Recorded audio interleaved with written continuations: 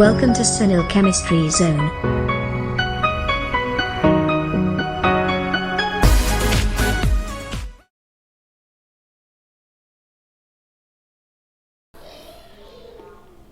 નમસ્તે વિદ્યાર્થી મિત્રો.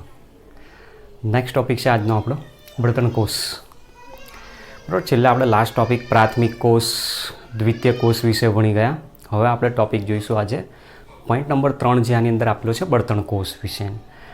બળતણ કોષ શું છે? તો બળતણ કોષ એક એવા પ્રકારની ડિવાઇસ, એક એવા પ્રકારની રચના છે કે જે વિવિધ પ્રકારના બળતણોનો ઉપયોગ કરીને એમાંથી ઉદ્ભવેલી જે ઉષ્મા છે એનું રૂપાંતર વિદ્યુત ઉર્જામાં કરે છે. જેમાં બળતણ તરીકે આપણે કોનો ઉપયોગ કરી શકીએ? તો હાઇડ્રોજન ગેસ વાપરી શકીએ, ઓક્સિજન ગેસ વાપરી શકીએ, મિથેન ગેસ વાપરી શકાય છે, ઇથાઇલ આલ્કોહોલ પણ વાપરી શકાતા હોય છે. આવા બળતણોનો ઉપયોગ કરીને ઉદ્ભવતી ઉર્જાનું વિદ્યુત ઉર્જામાં રૂપાંતર કરતી રચનાને આપણે બળતણ કોષ તરીકે નામ આપીએ છીએ. ચલો, તો પહેલાં એની ડેફિનેશન અહીંયા લખીએ આપણે. વ્યાખ્યાની શું છે? તો બળતણ કોષ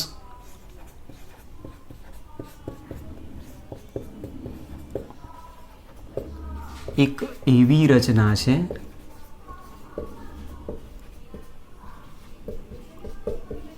કે જે હાઇડ્રોજન વાયુ, ઓક્સિજન વાયુ, મિથેન વાયુ, ઇથેનોલ CH3CH2OH વગેરે જેવા બળતણોનો ઉપયોગ કરી ઉદ્ભવતી ઉર્જાનું વિદ્યુત ઉર્જામાં રૂપાંતરણ કરે છે. વિદ્યુત ઉર્જામાં રૂપાંતરણ કરે છે. તો આપણી પાસે આ ડેફિનેશન અહીંયાથી આપણને મળી ગઈ કે બળતણ કોષ શું છે. તો બળતણ કોષમાં તમે આવા કોઈક વાયુઓનો અથવા આવા કોઈક પ્રવાહીનો ઉપયોગ બળતણ તરીકે કરી શકો છો. અને બળતણ દ્વારા ઉદ્ભવેલી જે દહન ઉષ્મા છે એ દહન ઉષ્માનું રૂપાંતર તમારે શેમાં કરવાની વાત કરી છે? અહીંયા વિદ્યુત ઉર્જામાં રૂપાંતર કરીને એ પ્રકારની એવી એક રચના આપી જે રાસાયણિક પ્રક્રિયા દ્વારા ઉદ્ભવતી ઉષ્મા વિદ્યુત ઉર્જામાં કન્વર્ટ કરે છે. મતલબ કે આ પણ એક પ્રકારનો વિદ્યુત રાસાયણિક કોષની માફક જ કાર્ય કરે છે એવું કહી શકાય. અને આવી જે રચના છે એને આપણે બળતણ કોષ તરીકે નામ આપીએ છીએ. જેમાં સૌથી વધારે આપણી પાસે જે ઉપયોગી એવો બળતણ કોષ જો અહીંયા કોઈ હોય તો હાઇડ્રોજન ઓક્સિજન બળતણ કોષ છે. બળતણ કોષ ઘણા બધા પ્રકારના છે પણ જેમાંથી સરળતાથી વ્યવસ્થિત વાપરી શકાય એવો અને વધુ પ્રમાણમાં ઉર્જા મેળવી શકાય એવો હાઇડ્રોજન ઓક્સિજન બળતણ કોષ છે. જેની રચના સૌપ્રથમ બેકને કરી હતી. બેકને તેની સૌપ્રથમ રચના દર્શાવી અને એટલા માટે એને બેકન કોષ તરીકે પણ નામ આપવામાં આવે છે. તેથી તેને બેકન કોષ તરીકે પણ ઓળખવામાં આવે છે. હવે આનો યુઝ ક્યાં થતો હોય છે? તો ક્યાં આનો ઉપયોગ થયો હતો? તો આપણે જે એપોલો મૂનયાન જે ભૂતકાળની અંદર મોકલ્યું હતું અમેરિકા, એ એપોલો મૂનયાનની અંદર બળતણ તરીકે હાઇડ્રોજન ઓક્સિજનનો બળતણ તરીકે ઉપયોગ કરવામાં આવેલો. અને એમાંથી ઉદ્ભવેલી જે પાણીની બાષ્પ હતી એ પાણીની બાષ્પને ઠારણ પ્રક્રિયા દ્વારા ઠંડી પાડીને પીવાના પાણી તરીકે પણ ઉપયોગમાં લેવામાં આવ્યું છે. મતલબ અહીંયા કહેવા એવું માગું છું કે જે સ્પેસની અંદર જ્યારે જતા હોય છે ત્યારે સ્પેસ સ્ટેશનની અંદર ત્યાં અહીંયાથી તમે એક વખત જે ખાવા પીવાનું લઈ ગયા હો, ખોરાક અને લિક્વિડ પાણી તરીકે જે પણ, એ તમને બીજી વખત જ્યાં સુધી તમે રિટર્ન પાછા ના મળી શકે. તો પીવાના પાણી એક વખત તમે લઈ ગયા, ખાલી થઈ ગયું તો પછી શું કરવાનું? તો એના માટે શું કર્યું કે બળતણ કોષની અંદર જે પ્રક્રિયા દરમિયાન પાણીની બાષ્પ ઉત્પન્ન થયેલી એ પાણીની બાષ્પને ઠારણ પ્રક્રિયાથી ઠંડી પાડી દીધી અને ઠંડી પાડ્યા બાદ જે પાણી બન્યું તે જ પાણીનો પીવાના પાણી તરીકે ઉપયોગ કરવામાં આવેલો હતો. તો એપોલો મૂનયાનની અંદર સૌપ્રથમ હાઇડ્રોજન ઓક્સિજન બળતણ કોષનો ઉપયોગ કરેલો છે. હવે આપણે આની રચના સમજાવવાની છે કે આની રચના શું હોઈ શકે છે. હાઇડ્રોજન ઓક્સિજન બળતણ કોષની રચના શું છે? તો અહીંયા રચના આપણે એની સમજવાનો પ્રયત્ન કરીએ. હાઇડ્રોજન ઓક્સિજન બળતણ કોષની રચનામાં આ રીતે રચના બતાવેલી છે, જેમાં એની રચનાની અંદર છિદ્રાળુ કાર્બનના વિદ્યુત ધ્રુવોનો ઉપયોગ કરેલો છે અને એ છિદ્રાળુ કાર્બનના વિદ્યુત ધ્રુવ જે છે એ છિદ્રાળુ કાર્બનના વિદ્યુત ધ્રુવો અલગ અલગ ઇલેક્ટ્રોડ તરીકે કામ કરતા હોય છે, એનોડ અને કેથોડ તરીકે.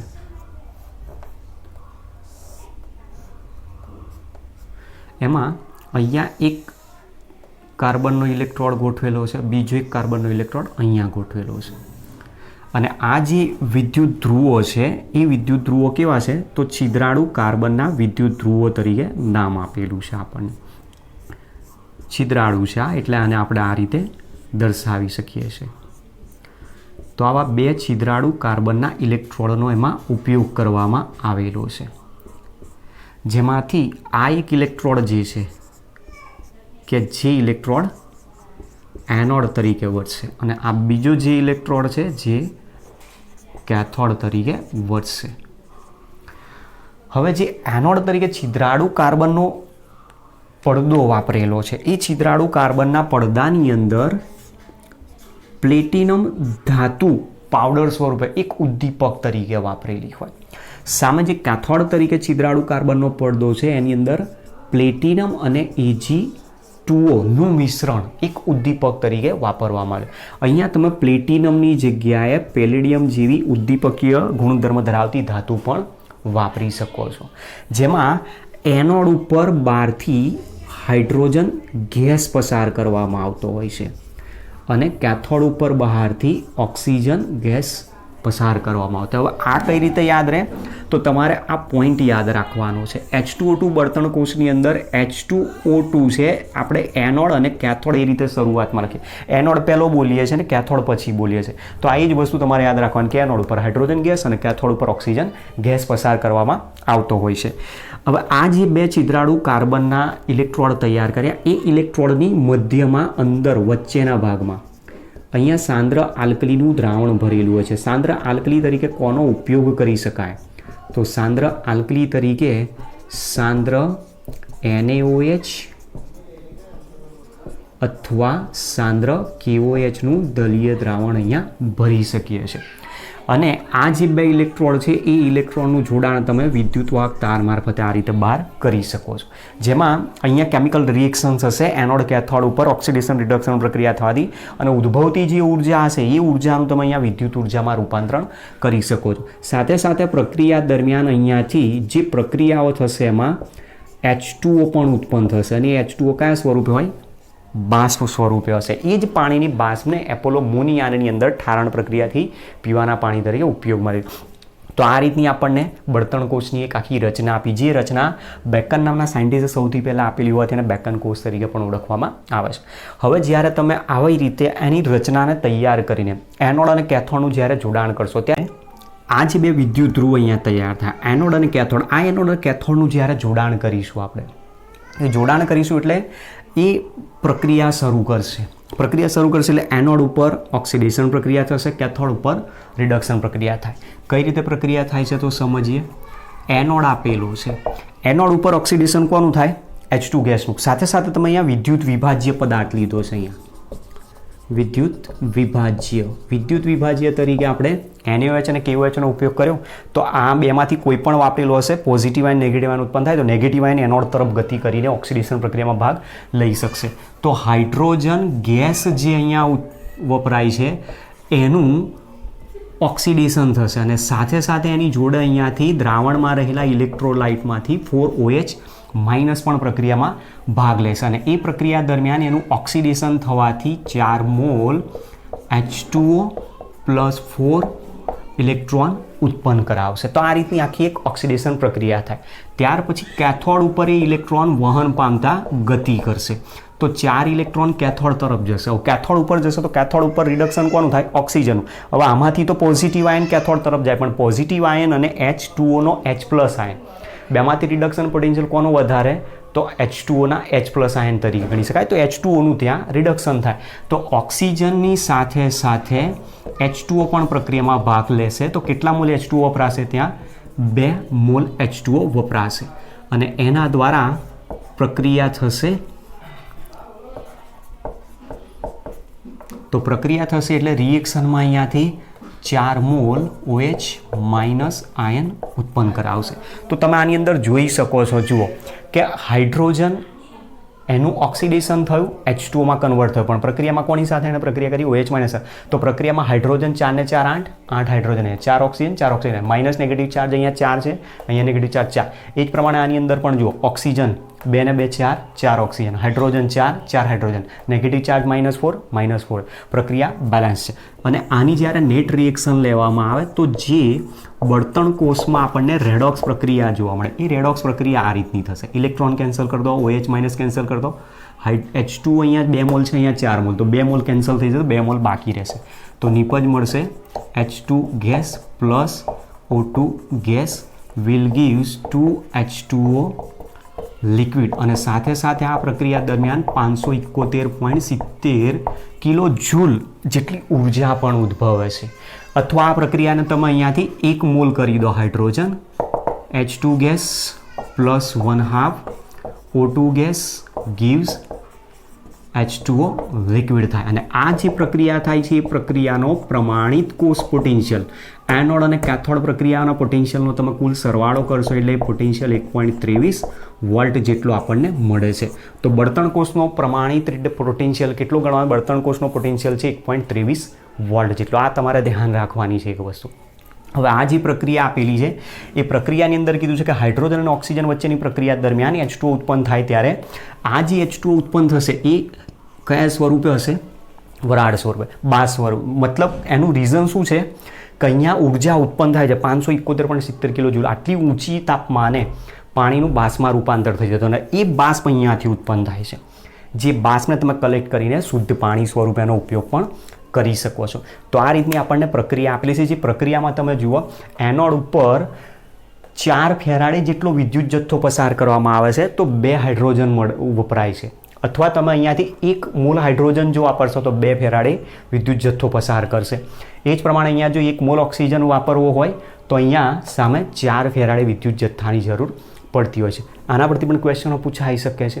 હવે અહીંયા આ જે આપણને પોઈન્ટ બતાવ્યો છે એ મુજબ કહેવા શું માગે છે કે જો પ્રક્રિયા દરમિયાન ઉદ્ભવતી ઉર્જાનું સંપૂર્ણપણે વિદ્યુત ઉર્જામાં રૂપાંતર કરી નાખવામાં આવે તો કોષની ક્ષમતા 100% મળી શકે છે. પણ એકચ્યુઅલી બળતણ કોષની કાર્યક્ષમતા કેટલી છે કે જે અહીંયા બતાવ્યો છે એ મુજબ કે એના દ્વારા માત્ર 30% જેટલી વિદ્યુત ઉર્જાનું રૂપાંતર કરી શકાય છે. પણ જો ઉદ્ભવતી ઉર્જાનું પ્રક્રિયા દરમિયાન ઉદ્ભવતી ઉષ્મા ઉર્જાનું પૂરેપૂરું વિદ્યુત ઉર્જામાં રૂપાંતર કરી શકાય તો એનું સંપૂર્ણપણે વિદ્યુત ઉર્જામાં રૂપાંતરથી 100% એના પાસેથી કાર્યક્ષમતા મેળવી શકાય, જે બળતણ કોષનો હેતુ છે. તો બળતણ કોષમાં કયો હેતુ સિદ્ધ કરવામાં આવેલો છે? તો આવો ક્વેશ્ચન પણ પૂછે.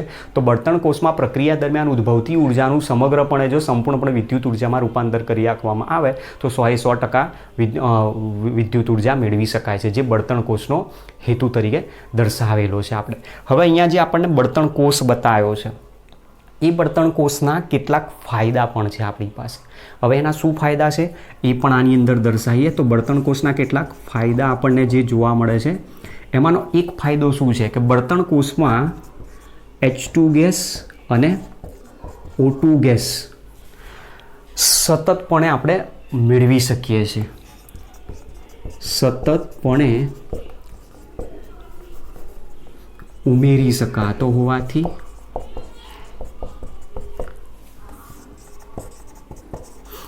તે કોષ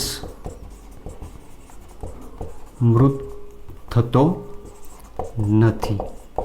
મતલબ અહીંયા કેવું એવું માગે છે કે વાતાવરણની અંદર ઓક્સિજન અને હાઇડ્રોજન આપણને સતત અવિરતપણે મળી શકે છે અને સતત મળી શકતા હોવાથી બળતણ તરીકે તમે સતત એનો ઉપયોગ કરી શકો છો. મતલબ આ કોષ બંધ થાય જ નહીં. મતલબ કે એ જ્યાં સુધી તમે એનો યુઝ કરવો હોય ત્યાં સુધી કરી શકો. મતલબ એ કોષ મૃત થઈ શકતો નથી. અને સાથે સાથે અહીંયા જે આ કોષનો પોટેન્શિયલ છે તે પ્રક્રિયા દરમિયાન તે 0.9 વોલ્ટ જેટલો પોટેન્શિયલ આપી શકે છે. 0.9 વોલ્ટ જેટલો પોટેન્શિયલ આપી શકે છે જ્યારે તેનો સૈદ્ધાંતિક પોટેન્શિયલ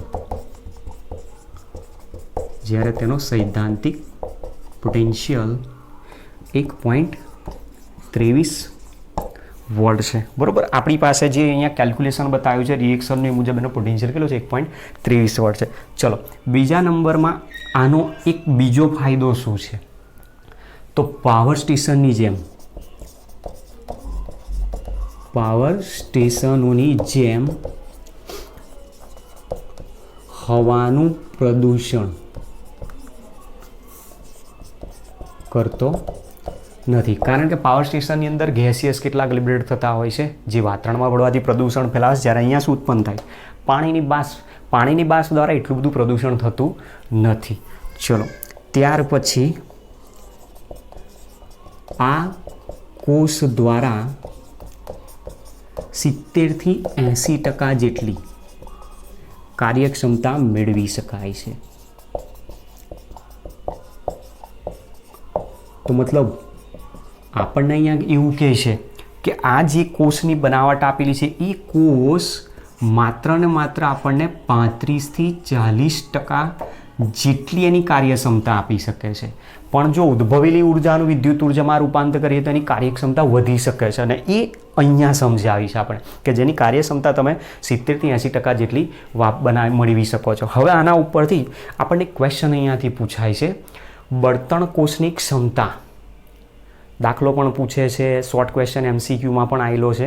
જોઈએ શું છે તો આપણે બળતણ કોષની ક્ષમતાનું એક સૂત્ર અહીંયા આપેલું છે. એ સૂત્રને લખું છું, એ સૂત્ર ઉપરથી એને સમજવાનો પ્રયત્ન કરીએ કે બળતણ કોષની કાર્યક્ષમતા કેટલી આપણે મેળવી શકીએ છીએ. એકચ્યુઅલી એની સૈદ્ધાંતિક કાર્યક્ષમતા કેટલી દર્શાવે છે એવું કહેવા માગે છે.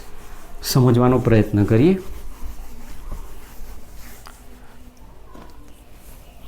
ચલો તો પોઈન્ટ છે આપણો બળતણ કોષની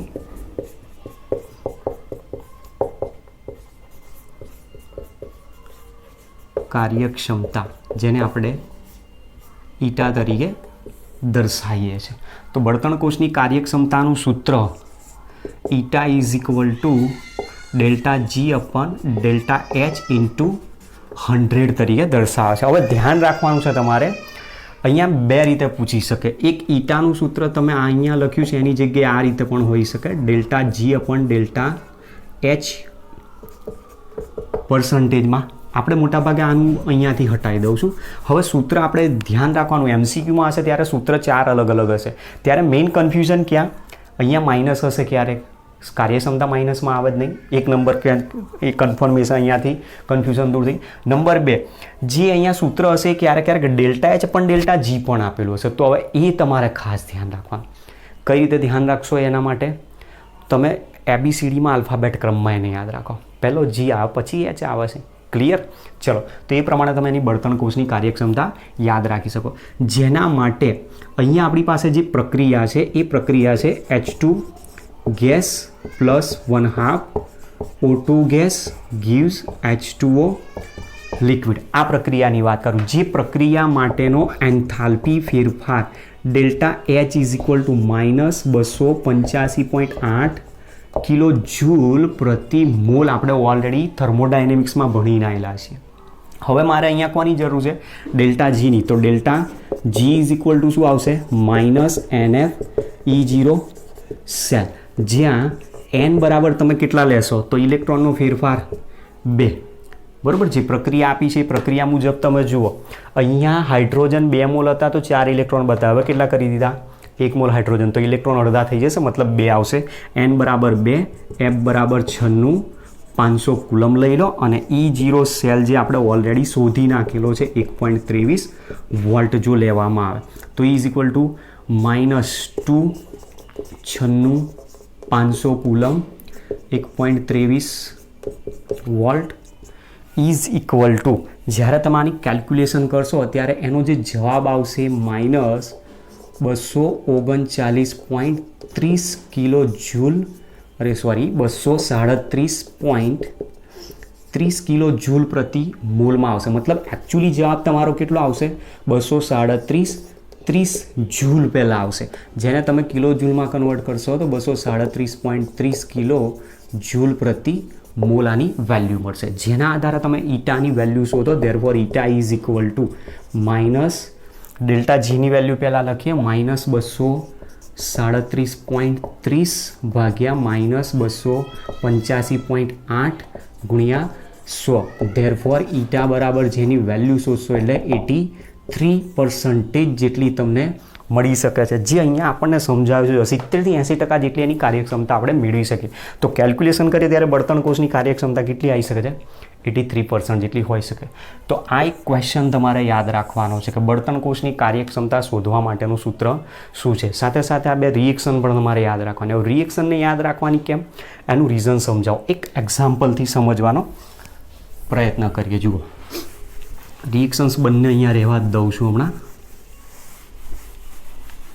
પ્રશ્ન એ પ્રમાણેનો છે, કદાચ પૂછી પણ શકે, પૂછાય ના પૂછાય એની કોઈ ગેરંટી નથી, પણ તમે દાખલાઓ ગણશો તો તમને ક્યાંક મળી જશે આવું ક્વેશ્ચન. તો ક્વેશ્ચન છે આપણો, બળતણ કોષમાં 2 ફેરાડે અથવા બળતણ કોષમાંથી 2 ફેરાડે જેટલો વિદ્યુત જથ્થો મેળવવા એસટીપીએ કેટલા મોલ હાઇડ્રોજન વાયુ અને ઓક્સિજન વાયુ પસાર કરવો પડે, અથવા કેટલા મોલ હાઇડ્રોજન અને ઓક્સિજનની જરૂર પડશે. તો હવે આના માટે આપણી જે રિએક્શન્સ છે એનો ઉપયોગ કરીએ. રિએક્શનનો ઉપયોગ કરીએ અહીંયાથી. ચલો, તો આપણી પાસે જે પોઈન્ટ આપ્યો છે એ મુજબ એનોડની જે પ્રક્રિયા છે, એનોડની પ્રક્રિયા શું બતાવેલી છે? H2 gas. ચલો, હવે આ પ્રક્રિયાને અહીંયા 1 મોલ સાથે લઈએ આપણે. H2 gas plus 2OH minus aqueous gives 2 H2O liquid. જેમાં શું બતાવે છે તમે ધ્યાનથી જુઓ. ઇલેક્ટ્રોન કેટલા આવશે અહીંયા? 2 ઇલેક્ટ્રોન. મતલબ અહીંયા શું કહે છે? 1 મોલ હાઇડ્રોજન જ્યારે વપરાય છે ત્યારે સામે 2 મોલ ઇલેક્ટ્રોન પસાર થતો હોય છે. મતલબ 2 મોલ જેટલો વિદ્યુત જથ્થો પસાર થાય. ધેરફોર 1 મોલ હાઇડ્રોજન ગેસ બરાબર 2 મોલ ઇલેક્ટ્રોન જેટલો જથ્થો, મતલબ કે કેટલા ફેરાડે? 2 ફેરાડે વિદ્યુત જથ્થો. તો તમે જુઓ, આપણને જે ક્વેશ્ચનનો આન્સર માંગ્યો એ આ જ છે ઓલરેડી. 2 ફેરાડે વિદ્યુત જથ્થો જો મેળવવો હોય તો કેટલા મોલ હાઇડ્રોજનની જરૂર પડે? તો 1 મોલ હાઇડ્રોજન જરૂર પડે. ત્યાર પછી કેથોડ પરની પ્રક્રિયા. કેથોડ ઉપર રિએક્શન આપી છે O2 ગેસ પ્લસ, હવે ધ્યાન એ રાખવાનું, આપણે અહીંયા O2 કેટલા મોલ લેવાના છે? 1 મોલ લઈને જ જઈશું, બરાબર. O2 gas plus 2H2O liquid plus 4OH minus aqueous gives 2H2O liquid plus 4OH minus. જેમાં શું બતાવે છે જુઓ, 1 મોલ જ્યારે ઓક્સિજન પસાર થાય છે, ઇલેક્ટ્રોન રહી ગયા છે અહીંયા, સોરી, 4 ઇલેક્ટ્રોન. 1 મોલ ઓક્સિજન વાયુ જ્યારે પસાર કરીએ છીએ ત્યારે 4 મોલ ઇલેક્ટ્રોન આપણને મળે છે. તો ધેરફોર 1 મોલ ઓક્સિજન વાયુ જ્યારે વપરાય ત્યારે 4 મોલ ઇલેક્ટ્રોન વિદ્યુત જથ્થામાં પસાર થતા હોય, મતલબ કે 4 ફેરાડે જેટલો વિદ્યુત જથ્થો પસાર થાય છે. આપણા ક્વેશ્ચનનો આન્સર આ જ છે. ચલો, હવે આપણે આની અંદર સમજવાનું છે. અહીંયા પ્રશ્ન શું કીધો છે? એસટીપીએ કેટલા મોલ હાઇડ્રોજન અને ઓક્સિજન ઉત્પન્ન થાય. તો આપણે આનું કેલ્ક્યુલેશન કરવું પડશે. ચલો, તો કેલ્ક્યુલેશન કરવા અહીંયા પ્રયત્ન કરીએ કે આપણો આન્સર કેટલા મોલ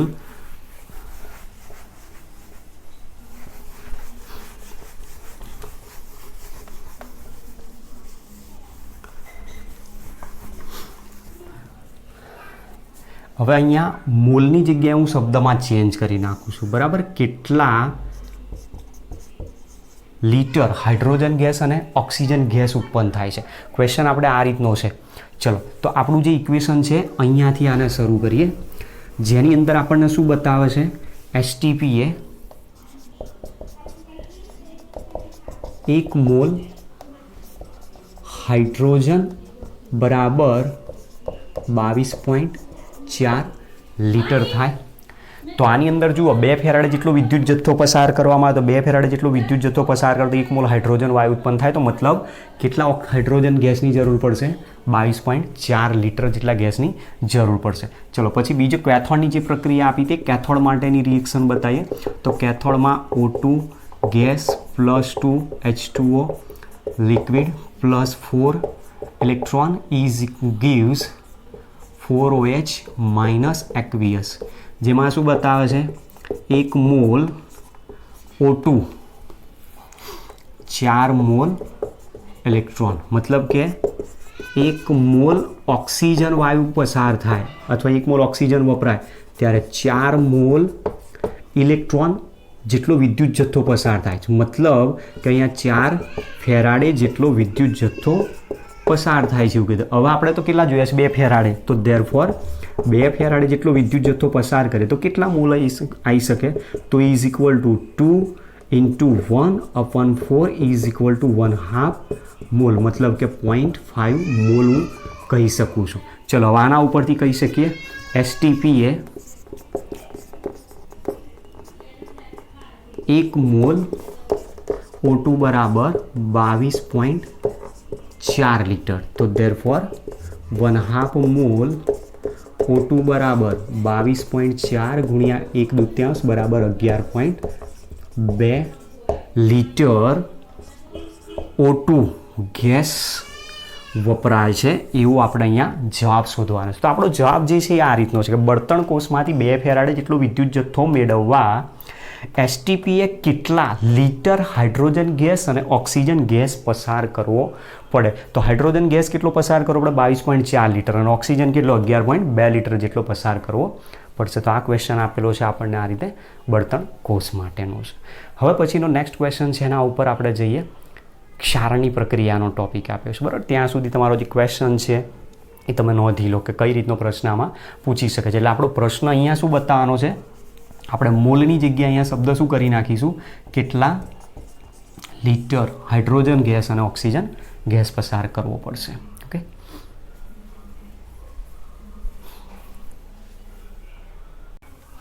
ચલો ટોપિક આપેલો છે નેક્સ્ટ ક્ષારણ. તો ક્ષારણ શું છે? ક્ષારણ કોને કહી શકાય? તો ક્ષારણ એને ઇંગ્લિશમાં આપણે કોરોઝન કહીએ છીએ.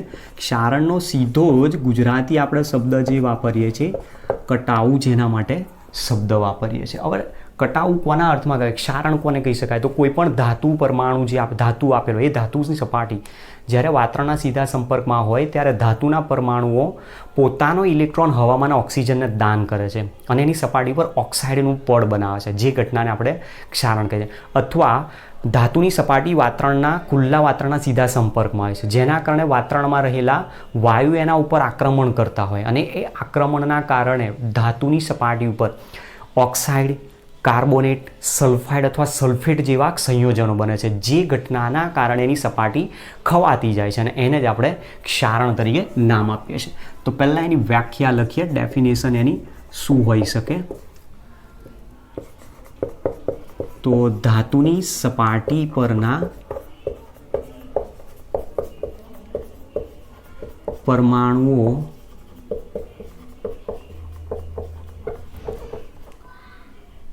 વાતાવરણમાંના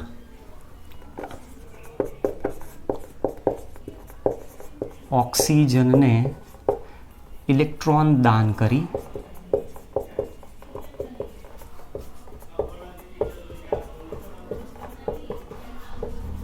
ધાતુની સપાટી ઉપર ઓક્સાઇડનું પડ બનાવે છે, જે ઘટનાને ધાતુનું ક્ષારણ કહે છે. એક ડેફિનેશન આ રીતે આપી શકીએ છીએ. અથવા બીજી વ્યાખ્યા અહીંયા શું આપી શકીએ? તો ધાતુઓ જ્યારે ખુલ્લા વાતાવરણમાં હવાના સીધા સંપર્કમાં હોય, હવાના સીધા સંપર્કમાં હોય ત્યારે વાતાવરણના વાયુઓ, હવાના સીધા સંપર્કમાં હોય ત્યારે વાતાવરણના વાયુઓ તે સપાટી પર અથવા તે ધાતુની સપાટી પર આક્રમણ કરે છે, ધાતુની સપાટી પર આક્રમણ કરે છે અને ઓક્સાઇડ, કાર્બોનેટ, સલ્ફેટ કે સલ્ફાઇડ સંયોજનો બનાવે છે, જેથી તે ધાતુની સપાટી, ખવાતી જાય છે, જેને ક્ષારણ કહે છે. બરાબર. તો આ ક્ષારણની આપણી પાસે બે ડેફિનેશન આપી શકીએ છીએ. એક વ્યાખ્યા તમે આ પણ લખી શકો છો અથવા આ પણ વ્યાખ્યા લખી શકે. હવે ક્ષારણની ઘટનાનું બેસ્ટ ઉદાહરણ શું છે? તો ક્ષારણની ઘટનાનું બેસ્ટ ઉદાહરણ છે લોખંડનું કટાવું, જેના માટે આપણે ઉદાહરણ આપીએ. આ સિવાય, લોખંડ સિવાય ચાંદીની સપાટી ઝાંખી પડવી, જેના માટે શબ્દ વાપરીએ છીએ. ક્યારેક ક્યારેક આવું બનતું હોય છે. શિયાળાની ઋતુ હોય, વાતાવરણમાં ભેજ વધારે હોય અને ચાંદીના આપણે જે ઘરેણાં પહેરતા હોય એ ધીમે ધીમે ઝાંખા પડવા માંડતા હોય, તો એ શું ઘટના બતાવે છે? એનું ક્ષારણ. પછી તાંબા અને પિત્તળની સપાટી, તાંબા અને પિત્તળની, અથવા તો ખાલી આનું ઉદાહરણ લખીએ, તાંબાની સપાટી પર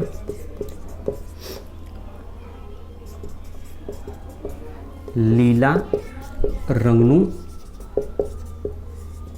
આવરણ બનવું. આ પણ ઘટના શું બતાવે છે આપણને? ક્ષારણની ઘટના જ સમજાવેલી છે. હવે જે ક્ષારણની ઘટના થાય છે, ક્ષારણની ઘટના એક એકચ્યુઅલી વિદ્યુત રાસાયણિક કોષ જેવી જ રચના છે. ક્ષારણની ઘટના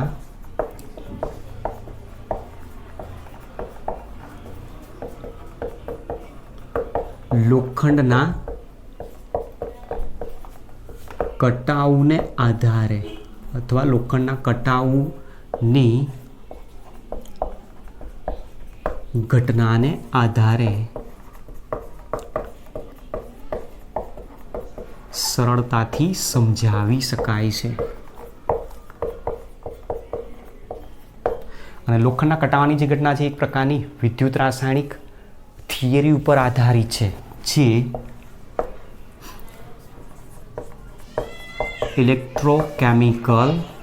ઇલેક્ટ્રોકેમિકલ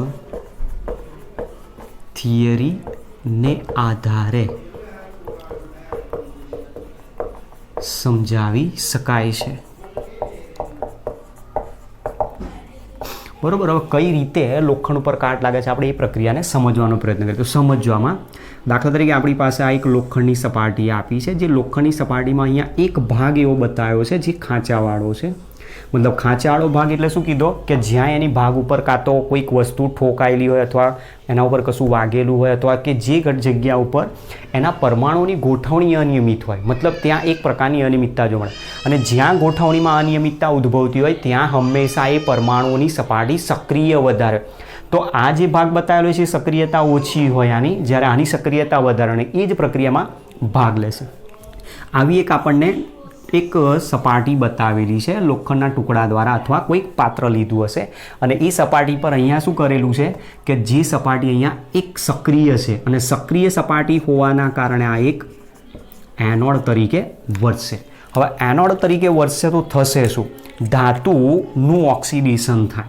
તો અહીંયા જે ધાતુ પરમાણુ છે એ ધાતુ પરમાણુ Fe સોલિડ શું કરશે? પોતે ઇલેક્ટ્રોન ગુમાવશે અને Fe+2 આયનમાં કન્વર્ટ થશે. તો અહીંયા રહેલા જે Fe પરમાણુઓ છે એ ઇલેક્ટ્રોન ગુમાવે છે અને Fe+2 આયનમાં કન્વર્ટ થાય.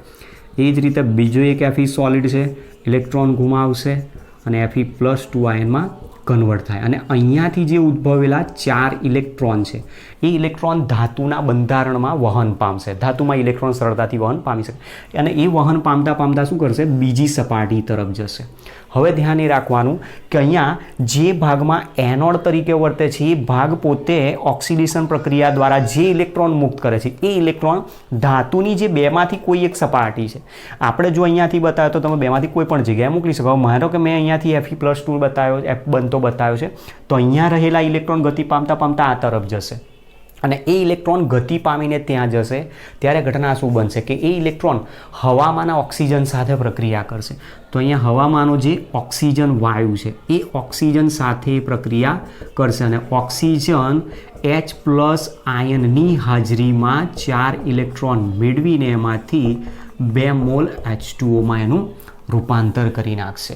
અને આવી આખી એક પ્રક્રિયા જેની અંદર જોવા મળતી હોય છે અને આ રિએક્શન આખી આ સપાટી ઉપર આપણને જોવા મળી શકે છે.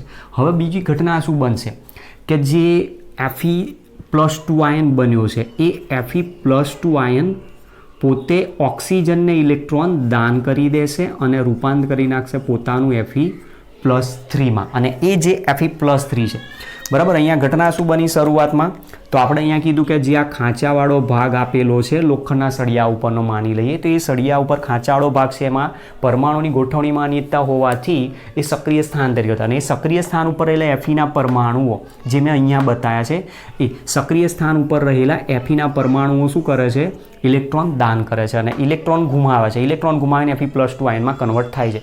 એ Fe+2 આયન ધાતુના બીજા છેડા તરફ આવશે. ધાતુના બીજા છેડા તરફ આવશે કે જે ભાગ અહીંયા કેથોડ તરીકે કામ કરશે. અહીંયાથી આ પોતે જ્યાંથી ઇલેક્ટ્રોન ગુમાવે છે એનોડ તરીકે વર્તે છે, જ્યાંથી ઇલેક્ટ્રોન વહન પામીને બીજા ભાગ તરફ જાય છે કેથોડ તરીકે વર્તે છે. જ્યાં કેથોડ ઉપર હવામાંનો ઓક્સિજન એ ઇલેક્ટ્રોન મેળવીને H+ની હાજરીમાં H2Oમાં કન્વર્ટ થતો હોય છે. ત્યારે આ જે Fe+2 આયન છે એ ઓક્સિજનની ઇલેક્ટ્રોન દાન કરીને Fe+3માં કન્વર્ટ થાય અને એ Fe+3 ઓક્સિડાઇઝ થાય છે અને ઓક્સિડાઇઝ થઈને શું કરી નાખશે, પોતે Fe2O3માં કન્વર્ટ થઈ જશે અને એ Fe2O3 હાઇડ્રેશન પામીને આની સપાટી ઉપર જમા થતો હોય જે કાટ સ્વરૂપે આપણને જોવા મળતો હોય. હવે આખી એકચ્યુઅલી રિએક્શન કઈ રીતે થાય છે આપણે એને પહેલાં અહીંયાથી સમજવાનો પ્રયત્ન કરીશું કે રિએક્શન કઈ રીતે જવાબ આપે છે. તો જુઓ, આખી ઇલેક્ટ્રોકેમિકલ સિરીઝના આધારે પ્રક્રિયા હોવાથી અહીંયા પહેલો જ પ્રશ્ન એ થાય કે H+ આખરે ક્યાંથી આવ્યો, H+ ઉદ્ભવ્યો ક્યાંથી, H+ તો કોઈ જગ્યાએ આપણે બતાવ્યો નથી. તો આપણો મેઇન પોઈન્ટ આપણો એના ઉપરથી જ છે અને એના આધારે જ આગળ કેટલાક મુદ્દા પણ આપણે સમજવાના છે.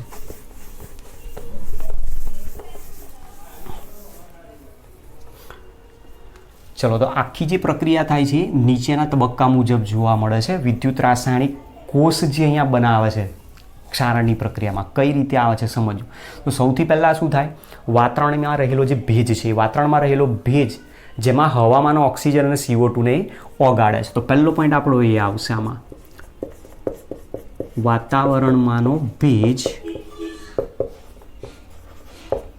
હવામાંના O2 અને CO2ને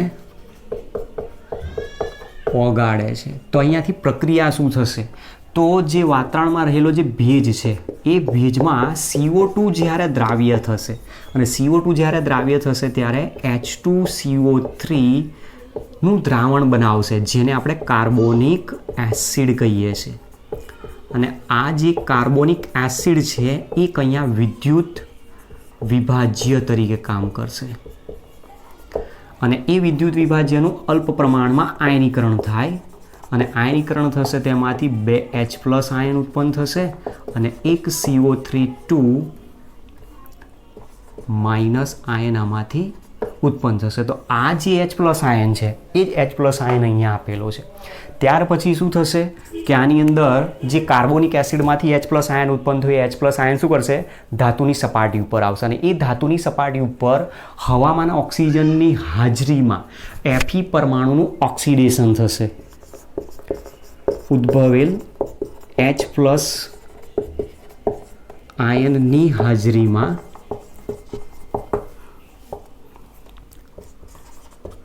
હવામાંના ઓક્સિજન વડે ધાતુની સપાટી પરના સક્રિય Fe પરમાણુનું ઓક્સિડેશન થશે, જે ભાગ એનોડ તરીકે વર્તે. તો હવે જે પ્રક્રિયા થાય છે એ પ્રક્રિયા શું આવશે? Fe solid. કેટલા મોલ આપણે લીધા છે ત્યાં? 2 મોલ. તો Fe સોલિડ અને એનું રૂપાંતર શેમાં થાય છે? 2 મોલ Fe+2 આયનમાં એનું રૂપાંતર થાય છે. પ્લસ બાકીનો જે ભાગ અહીંયાથી ઉત્પન્ન થયો એ 4 મોલ ઇલેક્ટ્રોન અહીંયાથી ઉત્પન્ન કરશે. અને આ પ્રક્રિયા જે આપી છે એનો પ્રમાણિત રિડક્શન પોટેન્શિયલનું મૂલ્ય -0.44 વોલ્ટ જેટલું આપણને જોવા મળતું હોય છે. ચલો, ત્યાર પછી હવે ઘટના શું બનશે? હવે જે Fe+2માંથી ઇલેક્ટ્રોન ઉદ્ભવ્યા એ ઇલેક્ટ્રોન શું કરે છે? બીજા છેડ તરફ જાય છે. ઉદ્ભવેલ ઇલેક્ટ્રોન ધાતુની સપાટીના બીજા ભાગ તરફ વહન પામે છે, જ્યાં તે સપાટી પર રહેલ હવામાંના ઓક્સિજનનું રિડક્શન કરે છે. હવે ઓક્સિજનનું રિડક્શન કરે એટલે ઘટના શું બને? અહીંયાથી H+ અને CO3 -2 આયન જે ઉત્પન્ન થયા હતા એમાંથી આ અહીંયા સપાટી ઉપર આવશે, ઓક્સિજન પણ સપાટી ઉપર આવશે. એટલે એસિડિક માધ્યમમાં હાજરીમાં પ્રક્રિયા કરશે. હવે જે પ્રક્રિયા થશે એની અંદર પ્રક્રિયા આ રીતની આવશે: O2 gas +4H+ aqueous +4 electron gives, એમાંથી બનાવશે 2 મોલ H2O લિક્વિડ. જે પ્રક્રિયાનો પ્રમાણિત રિડક્શન પોટેન્શિયલ આપણે ઓલરેડી 1.23 વોલ્ટ જેટલો પણ દર્શાવેલો છે. રિડક્શન કરે છે જે કેથોડ તરીકે વર્તે છે. તો આપણી પાસે આ રીતની 2 રિએક્શન આવી, એનોડ અને કેથોડની પ્રક્રિયા. હવે આ એનોડ અને કેથોડ અહીંયા પ્રક્રિયામાં ભાગ લેશે અને એ પ્રક્રિયા દ્વારા રેડોક્સ રિએક્શન આપશે. તો આપણી પાસે જે એનોડની પ્રક્રિયા છે આ રીતની છે: 2Fe solid gives 2Fe+2 aqueous +4 electron, જેનો પોટેન્શિયલ આપણે બતાવેલો છે -0.44 વોલ્ટ. અને બીજી પ્રક્રિયા છે O2 gas +4H+ aqueous +4 electron gives 2H2O liquid, જેનો પોટેન્શિયલ છે 1.23 વોલ્ટ. અને આની નેટ રિએક્શન જ્યારે લઈશું તો નેટ રિએક્શનમાં તમે જુઓ ઇલેક્ટ્રોન કેન્સલ કરી નાખો અહીંયાથી. તો બાકી શું રહ્યું? 2Fe solid +O2 gas +4H+ aqueous gives 2Fe+2 aqueous +2H2O liquid. અને જે પ્રક્રિયા માટેનો કોષ પોટેન્શિયલ આપણને કેથોડ માઇનસ એનોડના પોટેન્શિયલ પરથી મળશે 1.67 વોલ્ટ જેટલો. તો ક્ષારણ પ્રક્રિયા દરમિયાન જે વિદ્યુત રાસાયણિક કોષ ઉત્પન્ન થાય છે સપાટી પર, એ કોષ માટેનો પોટેન્શિયલ કેટલો આવે છે? 1.67 વોલ્ટ જેટલો આવતો હોય છે. હવે જે અહીંયાથી Fe+2 આયન ઉત્પન્ન થયો છે એ Fe+2 આયન શું કરશે? ઓક્સિજન સાથે પ્રક્રિયા કરશે. 4Fe+2 +O2 +4H2O. અને આ પોતે પ્રક્રિયા કરીને એમાંથી Fe2O3 સોલિડ +8H+ આયન ઉત્પન્ન કરાવશે.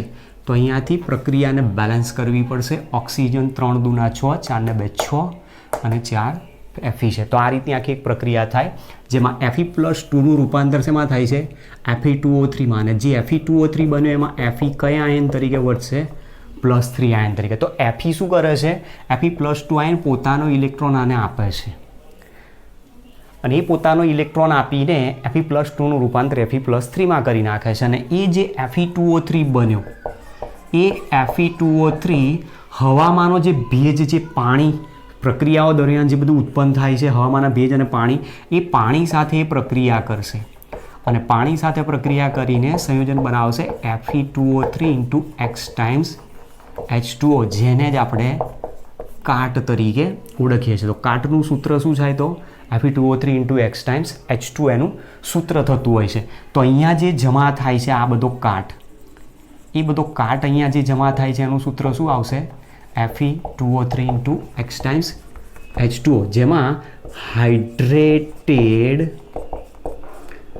Fe2O3 બનાવે છે એવું કહી શકાય. હાઇડ્રેટેડ મતલબ જેની સાથે પાણીનો અણુ જોડાયેલો હોય. તો કાટ શું છે? તો હાઇડ્રેટેડ ફેરિક ઓક્સાઇડ આપેલો છે. ધ્યાન રાખજો, Fe2O3 છે મતલબ આ ફેરિક ઓક્સાઇડ બનાવેલો છે. તો એ હાઇડ્રેટેડ સ્વરૂપમાં હોવાથી કાટને આપણે હાઇડ્રેટેડ ફેરિક ઓક્સાઇડ તરીકે નામ આપીએ છીએ. તો આ રીતની આખી કેમિકલ રિએક્શન થાય છે, જે કેમિકલ રિએક્શનમાંથી તમને ઇલેક્ટ્રોકેમિકલ સેલ દ્વારા એનું પોટેન્શિયલ 1.67 વોલ્ટ જેટલો મળતો હોય છે. હવે ચલો તો પોઈન્ટ આપણે હવે જોઈશું આમાં ક્ષારણની પ્રક્રિયાને, ક્ષારણની ઘટનાને ઉત્તેજિત કરતા પરિબળો. ક્ષારણની ઘટના માટે જવાબદાર પરિબળો કયા કયા હોઈ શકે છે? તો ક્ષારણની પ્રક્રિયા માટે જવાબદાર પરિબળની અંદર પહેલું પરિબળ છે ધાતુની સક્રિયતા. ધ્યાન રાખજો અહીંયા કઈ રીતે પોઈન્ટ શું સમજાવું છે. બીજા નંબરમાં આવશે અશુદ્ધિની હાજરી.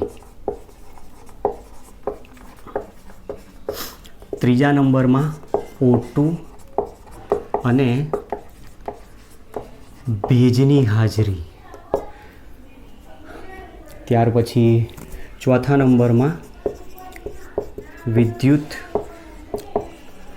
વિભાજ્યની હાજરી અને નંબર 5 ધાતુની સક્રિયતા, અશુદ્ધિની હાજરી, O2 અને ભેજની હાજરી, વિદ્યુત વિભાજ્યની હાજરી અને ધાતુમાં તણાવ, જેના માટે શબ્દ વાપરીએ છીએ. આ 5 એવા પરિબળ આપ્યા છે આપણને, જે 5 પરિબળો જ ક્ષારણની પ્રક્રિયા માટે મૂળભૂત રીતે જવાબદાર છે. શું છે સમજવાનો પ્રયત્ન કરીએ. જુઓ તો પહેલો પોઈન્ટ આપેલો છે ધાતુની સક્રિયતા. ધાતુની સક્રિયતાના આધારે આપણે કહી શકીએ કે જે ધાતુ વધારે સક્રિય હશે, બરાબર, જેની ઇલેક્ટ્રોન ગુમાવવાની વૃત્તિ પ્રબળ હશે, જેનો રિડક્શન પોટેન્શિયલ નીચો હશે, જેનો પ્રમાણિત ઓક્સિડેશન પોટેન્શિયલ ઊંચું હશે, એવી સક્રિય ધાતુઓ ઝડપથી ક્ષારણ દર્શાવી શકે છે. જેની અંદરથી આપણે દર્શાવી શકીએ, દાખલા તરીકે એલ્યુમિનિયમ છે, ઝીંક ધાતુ છે, પછી Fe છે, એ બધી ધાતુઓની સક્રિયતા વધારે હોય તેનું ક્ષારણ ઝડપથી થઈ શકે છે. અશુદ્ધિની હાજરીની વાત કરી છે. અશુદ્ધિની હાજરીની અહીંયા જે વાત કરીએ શું કહેવા માંગે છે કે કોઈ પણ ધાતુ પરમાણુની અંદર જ્યારે બંધારણમાં કોઈક અશુદ્ધિ ઉમેરાઈ ગયેલી હોય ત્યારે એની બંધારણમાં અનિયમિતતા ઉદ્ભવતી હોય. એ અશુદ્ધિના કારણે જે અનિયમિતતા ઉદ્ભવી એમાં એ પરમાણુના સ્થાન સક્રિય સ્થાન તરીકે હોય અને એના કારણે એનું ક્ષારણ ઝડપથી થઈ શકે. હવે એ જ વસ્તુને જો કહેવા જઈએ તો અશુદ્ધિ વગરનો જે લોખંડ છે, પ્યોર લોખંડ જેને આપણે કહીએ છીએ, શુદ્ધ આયરન ક્યારે પણ એનું ક્ષારણ થતું નથી. દાખલા તરીકે અશોકનો શિલાલેખ સ્તંભ જે છે, હજુ પણ એના ઉપર કાટ લાગ્યો નથી. ચલો ત્યાર પછી O2 અને ભેજની હાજરી. તો આ તો મેઇન જવાબદાર છે. ધાતુની સપાટી ઉપર હવામાંનો ઓક્સિજન અને હવામાંનો ભેજ જ કાર્બોનિક એસિડ બનાવવા માટે જવાબદાર છે અને એ કાર્બોનિક એસિડ ના કારણે જ પ્રક્રિયાની ક્ષારણની શરૂઆત થતી હોય છે. તો એ શું બતાવ્યું? વિદ્યુત વિભાજ્યની હાજરી. વિદ્યુત વિભાજ્યની હાજરી વગર કોઈ દિવસ ક્ષારણ થાય નહીં. દાખલા તરીકે લોખંડનો જે આપણી પાસે જે સળિયા છે, આનો ઉદાહરણની સમજણ પડે. ઓક્સિજન અને ભેજની જો વાત કરીએ, જો લોખંડના સળિયાને અથવા તો આવી સક્રિય ધાતુને હવામાંના ભેજ અને જો ઓક્સિજનથી સંપર્ક દૂર કરી દેવામાં તો કોઈ દિવસ એનું ક્ષારણ થાય નહીં. મતલબ કે લોખંડના સળિયાને અથવા લોખંડને તમે જો શૂન્યાવકાશમાં લઈ જઈને મૂકી દો તો ત્યાં નથી ઓક્સિજન મળવાનો કે નથી હવામાંનો ભેજ અને એનું ક્ષારણ થાય પણ નહીં. પછી વિદ્યુત વિભાજનની જે હાજરીની વાત કરીએ તો આપણે સામાન્ય રીતે કહીએ છીએ કે લોખંડનો સળિયો તમે એમને બહાર મૂકી રાખો, લોખંડના સળિયાને તમે NaClના દ્રાવણમાં ડૂબાડીને બહાર મૂકી દો. NaClના દ્રાવણમાં ડૂબાડેલો જે લોખંડનો સળિયો છે એનું ક્ષારણ જલ્દી થશે, કારણ NaCl એક પ્રકારનો શું છે? વિદ્યુત વિભાજ્ય છે. તો વિદ્યુત વિભાજ્યની હાજરીમાં, સેલાઇન વોટરની હાજરીમાં લોખંડનું ક્ષારણ ઝડપથી થાય છે. ધાતુમાં તણાવ. તો આપણે હમણાં જ જોયું આકૃતિની અંદર કે જ્યાં ધાતુની સપાટી ઉપર સહેજ પણ તણાવ નહીં હોય, સહેજ પણ અનિયમિતતા હોય, ત્યાં એનું ક્ષારણ નહીં થાય સરળતાથી. પણ જો આ જ સપાટી ઉપર ક્યાંક ધારી લો કે આ રીતે રચના થઈ ગઈ હોય, બરાબર, જેવો આપણે ખાંચો બતાવ્યો તો એ પ્રમાણે, તો એ ભાગમાં શું થઈ ગઈ, એમાં એક પ્રકારનો તણાવ ઉત્પન્ન થયો. લોખંડનો સળિયો છે, લોખંડના સળિયાને તમે હથોડા વડે ટીપી નાખો અને પછી બહાર હવામાના ભેજમાં સંપર્કમાં મૂકી દો. એ જે ભાગ ઉપર હથોડો વાગ્યો હશે એ હથોડો વાગેલા ભાગ ઉપર તણાવ ઉત્પન્ન થતું હોવાથી ત્યાં ક્ષારણ સરળતાથી થતું હોય છે. તો આ એની ક્ષારણ માટેના જવાબદાર પરિબળો કહી શકીએ. જુઓ તો ક્ષારણ આપણે શા માટે અટકાવવું જોઈએ એનું રીઝન છે. તમે જુઓ કે દિન પ્રતિદિન જેમ જેમ શહેરીકરણ થાય છે, જેમ જેમ ડેવલપમેન્ટ થવા માંડ્યું છે, ગામડામાંથી શહેરમાંથી હવે ધીમે ધીમે દેશ વિકાસ તરફ વધી રહ્યો છે, ત્યારે લોખંડનું પ્રમાણ જ્યાં જુઓ ત્યાં તમે ભરપૂર ઉપયોગ થાય છે. હજારો લાખો ટન લોખંડનું રોજનું પ્રોડક્શન થતું હોય છે, રોજ એનું ઉત્પાદન થયા બાદ એનો ઉપયોગ પણ થતો હોય. અને લોખંડનો ઉપયોગ મોટી મોટી ઇમારતો, મોટા મોટા પુલ, મોટા મોટા જહાજની બધું બનાવવા માટે યુઝ થાય. તો જો આ લોખંડનું ક્ષારણ અટકાવવામાં ન આવે તો ભવિષ્યની અંદર મોટી હોનારત પણ સર્જાવાની શક્યતા છે. આપણે ઘણી વખત ન્યૂઝમાં જોઈએ છે, ન્યૂઝપેપરમાં વાંચીએ છીએ કે કોઈ સિટીની અંદર મોટું આખું એપાર્ટમેન્ટ આપોઆપ કડરભૂસ થઈને બેસી જાય છે. તો એ બધું કારણ શું છે? એના પાછળ રીઝન છે આવી ઘટનાઓ કે ક્ષારણ થતું હોય છે લોખંડ. તો લોખંડનું ક્ષારણ આપણે કઈ રીતે અટકાવી શકીએ? તો લોખંડનું ક્ષારણ અટકાવવા માટે આપણે અલગ અલગ ઉપાયો અજમાવી શકીએ. જેમાં પહેલો શું કરી શકો છો? તો લોખંડની સપાટી ઉપર તેલ અથવા પેઇન્ટ અથવા તો ગ્રીસનું આવરણ લગાવી દો. આમાંથી કોઈ પણ વસ્તુ વાપરી શકે છે, બરાબર. આપણે ઘરની અંદર જે ડોર અને વિન્ડોઝ જે બનાવ્યા છે એમાં લોખંડની જાળી બેસાડી હોય તો એ જાળી ઉપર આપણે શું કરીએ છીએ? કાં તો પછી એના ઉપર પેઇન્ટ કરી દો. પેઇન્ટ કરી દેશો એટલે કોઈ દિવસ એનું સરળતાથી ક્ષારણ થાય નહીં. હવે જે તેલ અને ગ્રીસની વાત કરી એ તમે મશીનરી જે હોય છે, મશીનના સ્પેર પાર્ટ, એનું ક્ષારણ થાય. ક્ષારણ થાય એટલે એના કારણે ધીમે ધીમે એ સ્પેર પાર્ટ ઘસાવા માંડે અને એના કારણે આપણને ક્યારેક મેન્ટેનન્સ કરવા માટે ખર્ચો પણ વધી જાય. તો એ ખર્ચો ઘટાડવા માટે તમે આનું ત્યાં ગ્રીસ કે ઓઇલનો ઉપયોગ કરી શકો છો. ત્યાર પછી રેડ ઓક્સાઇડ અથવા સિલ્વર ઓક્સાઇડ, રેડ ઓક્સાઇડ અથવા સિલ્વર ઓક્સાઇડનું પડ ચઢાવીને, એમાં મોટાભાગે જો આપણે જે વ્હીકલ યુઝ કરીએ છીએ, જે આપણા ઘરના દરવાજા હોય છે ને આપણે ક્યારેક લાલ કલર મારીએ છીએ જારી ઉપર, તો એ શું છે? રેડ ઓક્સાઇડ હોય છે. સિલ્વર ઓક્સાઇડ ગાડી જે વ્હીકલ છે આપણે, એ વ્હીકલની જે રિંગ આવે છે, ટાયરની અંદર જે રિંગ, એ રિંગની અંદર સિલ્વર ઓક્સાઇડનું પડ જમાઈ ગયેલું હોય. સિલ્વર ઓક્સાઇડના પડના કારણે એનું ક્ષારણ થવા દે નહીં. ત્રીજો આની અંદર ઉપાય શું કરી શકીએ? તેમાં નોન કોરોડિંગ ધાતુનું પડ લગાવીને અથવા ધાતુનું પડ ચઢાવીને. નોન કોરોડિંગ ધાતુ એટલે કઈ? એલ્યુમિનિયમ હોઈ શકે, ઝીંક હોઈ શકે, ટીન પણ હોઈ શકે, મેગ્નેશિયમ, આવી અલગ અલગ પ્રકારની ધાતુઓ હોઈ શકે કે જે ધાતુઓ શું કરશે? લોખંડની સપાટી ઉપર એને લગાવેલી હોવાના કારણે એ ધાતુઓ પોતાનું ઓક્સિડેશન થવા દેશે, પણ લોખંડનું ઓક્સિડેશન થવા દેશે ને. મતલબ અહીંયા શું કહી શકાય કે આ જે ધાતુઓ છે એ બધી ધાતુઓ Fe કરતાં વધુ સક્રિય ધાતુ હશે. વધુ સક્રિય ધાતુઓ છે મતલબ કે જેનો પ્રમાણિત ઓક્સિડેશન પોટેન્શિયલ વધારે છે. એવી ધાતુઓનું જ્યારે પડ લગાવવામાં આવે તે પોતે પોતાનું ઓક્સિડેશન કરી નાખે છે, પણ Feનું ઓક્સિડેશન થવા દેતું નથી. હવે બીજો એક પોઈન્ટ છે આપણી પાસે, લોખંડની સપાટી પર ઝીંક ધાતુનું આવરણ ચડાવવાની પ્રક્રિયાને ગેલ્વેનાઇઝિંગ ઓફ આયરન, અને તે લોખંડને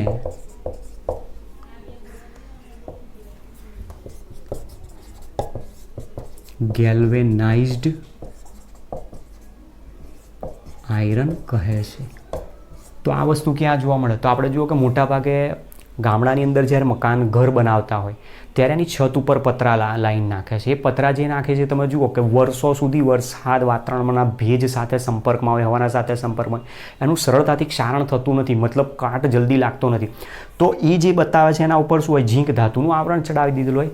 તો ગેલ્વેનાઇઝિંગ ઓફ આયર્ન એના માટે શબ્દ વપરાતો હોય છે.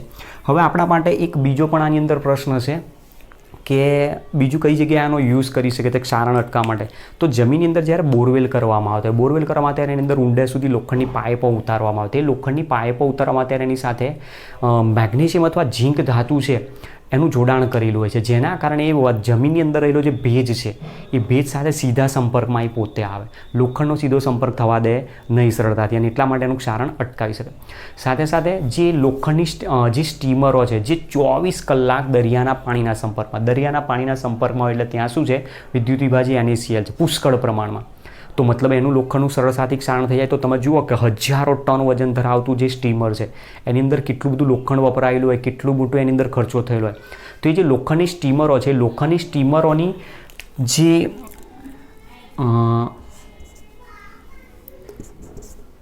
લોખંડની સ્ટીમર માટે જે લોખંડ વપરાય છે એ લોખંડ ઉપર ત્યાં ઝીંક અથવા મેગ્નેશિયમ ધાતુના ચોસલા ચડાવી દીધેલા હોય. મતલબ કે જે ભાગ અહીંયા લોખંડનો છે એ લોખંડના ભાગ ઉપર શું કરી દેવામાં આવે, અહીંયા આવી કોઈક ધાતુનું પડ જામી દેવાય. હવે એના આધારે તમે કહી શકો છો, જુઓ Fe છે, Feનો પોટેન્શિયલ આપણે કીધો -0.44 વોલ્ટ છે, અને ઝીંકનો પોટેન્શિયલ તમને ખબર છે -0.76 વોલ્ટ છે. મેગ્નેશિયમનો પોટેન્શિયલ -2.36 વોલ્ટ છે. તો તમે આના ઉપરથી અંદાજ લગાવી શકો છો કે જેનો પોટેન્શિયલ ઓછો છે, રિડક્શન પોટેન્શિયલ, એની ઓક્સિડેશન પોટેન્શિયલ વધારે, તો એ જલ્દી પોતાનું ઓક્સિડેશન થાય, જેના કારણે થાય છે શું કે ઝીંક ધાતુ અથવા મેગ્નેશિયમ ધાતુના ચોસલા જ્યારે સ્ટીમરની પ્લેટો ઉપર ચડાવી દીધેલા હોય ત્યારે એ પાણીના સંપર્કમાં જ્યારે સ્ટીમર હોય ત્યારે એની સપાટી પર રહેલું જે ઝીંક અથવા મેગ્નેશિયમનું પડ છે એ જ પાણીના સંપર્કમાં રહે, લોખંડ એના સંપર્કમાં આવવા દેતું નથી, અને એના કારણે એનું ક્ષારણ થતું અટકાવે છે, પણ પોતાનું એક ક્ષારણ કરી નાખે છે. તો ત્યાં ક્ષારણ કોનું થાય છે? ઝીંક અથવા મેગ્નેશિયમ ધાતુના ચોસલાનું. અને એટલા માટે જ આને બલિદાન આપનાર એનોડ તરીકે ઓળખવામાં. તો સેક્રિફિશિયલ એનોડ તરીકે કોને ઓળખવામાં આવે છે? તો ઝીંક અને મેગ્નેશિયમ એક સેક્રિફિશિયલ એનોડ તરીકે વર્તે છે એવું આપણે કહી શકીએ છીએ. તો આ રીતની આપણી પાસે એક થિયરીમાં સમજૂતી આપેલી છે ક્ષારણ અટકાવવાના ઉપાયો. તો ક્ષારણ અટકાવવા માટેના ઉપાયો ક્યારેક જો પૂછવા હોય તો શોર્ટ ક્વેશ્ચન તરીકે પૂછી શકે છે. આ MCQ માટે તમારે એક્સ્ટ્રા પોઈન્ટ તરીકે યાદ રાખવાનો છે. તો આ રીતની આપણી બીજો ભાગ પણ અહીંયા પૂર્ણ થાય છે. આપણી ચોપડીની અંદર જે ચેપ્ટર નંબર 3 આપેલો છે એની અંદર 3 ભાગમાં મેં શરૂઆતમાં કહ્યું આખું ચેપ્ટર. એમાં ઇલેક્ટ્રોલિટિક સેલ, આપણે પહેલો ઇલેક્ટ્રોકેમિકલ સેલ આવ્યો, પછી બીજા નંબરમાં ઇલેક્ટ્રોલિટિક સેલનો ટોપિક આવ્યો. ઇલેક્ટ્રોલિટિક સેલની જોડે આપણે આના પોઈન્ટ લીધા છે, બેટરીઝના પોઈન્ટ. તો ત્રીજો ભાગ હવે આપણે જે નેક્સ્ટ શરૂ કરીશું, જેની અંદર ઇલેક્ટ્રિકલ કન્ડક્ટન્સનો પોઈન્ટ આપણે સમજ, જે આપણા માટે સૌથી મોસ્ટ ઇમ્પોર્ટન્ટ ટોપિક છે, બરાબર. તો ત્યાં સુધી તમારે અહીંયા જે પોઈન્ટ આવ્યા એની અંદરથી એક પ્રશ્ન જે હું તમને કહેવા માગું છું એ ધ્યાન રાખજો. તો સૌથી પહેલાં આપણી પાસે જે હતો એ ડેનિયલ કોસ આપેલો હતો. બીજા નંબરમાં જેનો પોટેન્શિયલ આપણે બતાવ્યો છે 1.10 વોલ્ટ. બીજા નંબરમાં આવ્યો સુકો કોસ જેનો પોટેન્શિયલ છે 1.50 વોલ્ટ. મર્ક્યુરી કોસ આપ્યો છે જેનો પોટેન્શિયલ છે 1.35 વોલ્ટ.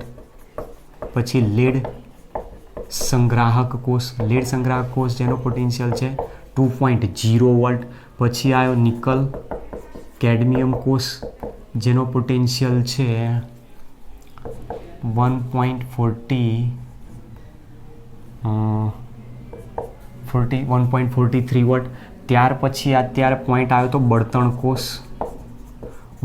કોષ જેનો પોટેન્શિયલ આવ્યો તો 1.23 વોલ્ટ. અને છેલ્લે આવ્યો ક્ષારણની પ્રક્રિયામાં જોવા મળતો કોષ જેનો પોટેન્શિયલ છે 1.67 વોલ્ટ. આ બધાના પોટેન્શિયલ તમારે સાથે સાથના યાદ રાખવાના.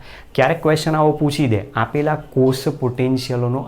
કોષો માટેના પોટેન્શિયલનો ઉપયોગ કરીને કુલ પોટેન્શિયલ કેટલો થાય જણાવો. MCQમાં મારે બતાવવો હોય તો આ રીતનો ક્વેશ્ચન હું દર્શાવી શકું છું. ઓકે, તો હવે નેક્સ્ટ લેક્ચરની અંદર આપણે મળીશું, જેની અંદર આપણે નવે પોઈન્ટની શરૂઆત કરીશું. જેના માટેના દાખલા જે પણ તમને આપેલા છે ટેક્સ્ટબુકની અંદર, બધા દાખલા તમારી રીતે પરફેક્ટ ડેટાને ચેન્જ કરીને પ્રેક્ટિસ કરતા રહેવાનું. એન્ટ્રન્સ એક્ઝામની અંદર પણ પૂછાયેલા છે દાખલાઓ, સાથે સાથે બોર્ડની એક્ઝામમાં પણ પૂછાવાની 100% એની શક્યતાઓ પણ છે. ઓકે, તો મળીએ નેક્સ્ટ લેક્ચરમાં. Thanks to all.